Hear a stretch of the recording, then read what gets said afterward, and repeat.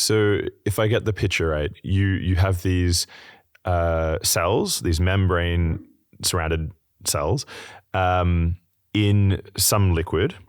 And you make the external environment, and the membrane has these two parts. You make the external environment more sugary, and that causes liquid to go from the inside of the cell to the outside. So the surface area to volume ratio increases.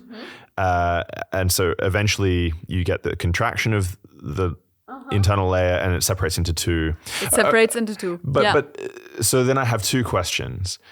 Does this mean that the cells are becoming smaller and smaller and smaller each generation? Yes. And you have to make for every generation you said you have to make it more sugary, the external environment for each subsequent generation to get the osmotic process to continue? Okay, wait. So yes, they shrink basically after division. A cell also after division, first of all, the two daughter compartments are smaller. This is also true for a living cell, right?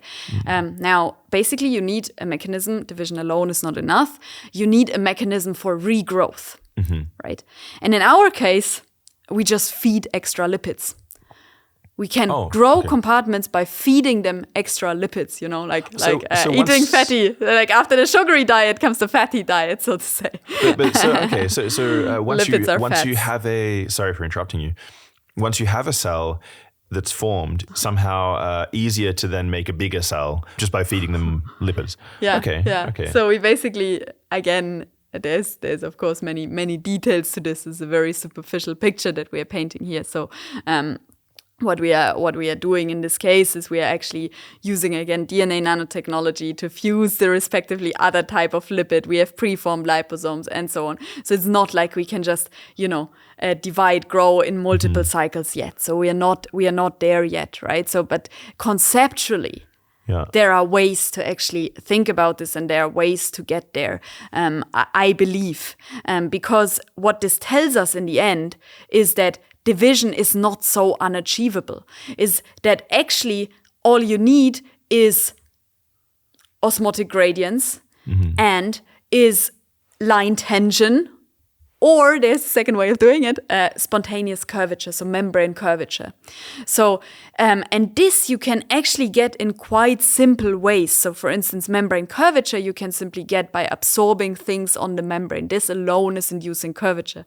Now, if you think about it, I told you that we can absorb DNA nanostructures on the surface of lipid vesicles, and that this can change the curvature, it can change the shape of the lipid vesicle.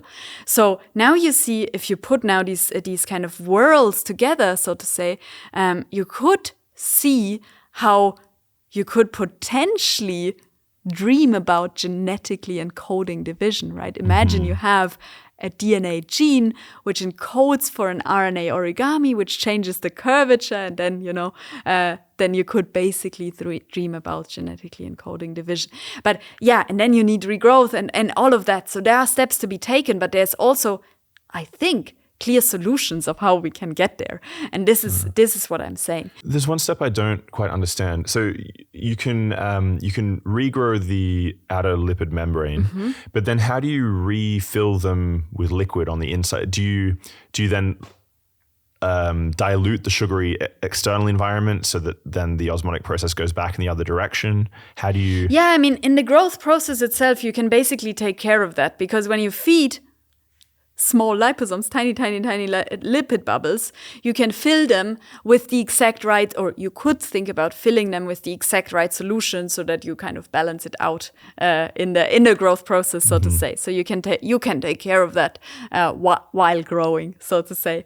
And I would like to actually point towards a slightly different point, because I told you that this division process, right? It happens at an osmolarity ratio of square root of 2, which may seem, kind of interesting, right? Bottom line here is we can describe it extremely well. And we realized that when we were describing it so well, right, we realized that actually what we have created is a sensor. Okay. We have created a sensor for osmolarity, because now, if you think about it, if we just have a microscope image of our lipid vesicle, we see its shape, and from its shape, we can deduce exactly what osmolarity the surrounding environment has to have. Now, if you think about it, this is quite powerful because current osmometers, like the technological devices that we have standing around in our labs, are normally so-called freeze-point osmometers, which require freezing of the sample. This is why, for instance, in a cell culture experiment, you can never actually measure osmolarity. You have to take something out, go to this device, and then freeze it, and then things are dead, and you can start over again. But with this mechanism, simply by looking at the shape of our synthetic cell, of our lipid vesicles, we can deduce what osmolarity the solution has. And we are anyway watching them in the microscope. So in principle, what we have developed is not just a simple and quite reliable mechanism to divide lipid vesicles, it's also an osmolarity sensor. And I'm making this point because people always ask me, like, what you do is nice, it's kind of dream, it's kind of, blue skies and curiosity-driven research.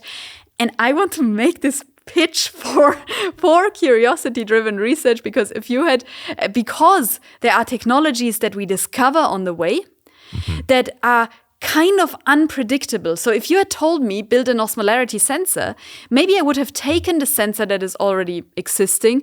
Maybe I would have come up with some very slight improvements to that, if at all.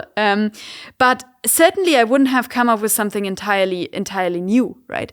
So innovation often comes from the most unexpected fields, right? And so the point that I'm trying to make is while you're doing curiosity-driven research, you sometimes stumble across applications in the most unexpected areas, Like Henry Ford said, if I had asked the people, what do you want? They would have said, I want faster horses, and he would never have invented the car, right?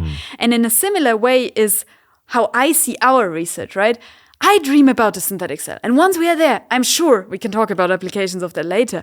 I'm sure this is such a cornerstone for humanity, This is amazing. But we are not there yet.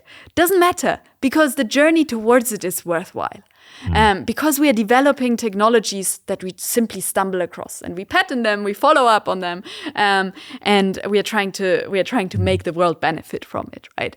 Long before we can make any promises what will happen with the synthetic cells in the future. And I'm sure amazing things will happen, by the way, but maybe later on.